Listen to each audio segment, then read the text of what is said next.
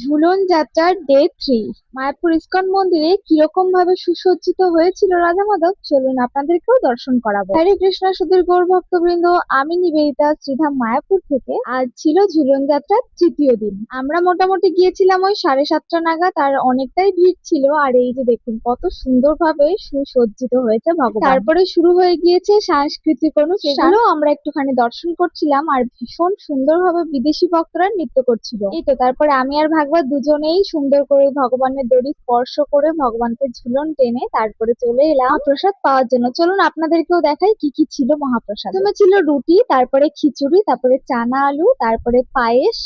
আর এইগুলোই দিয়ে মহাপ্রসাদ অমৃত ছিল।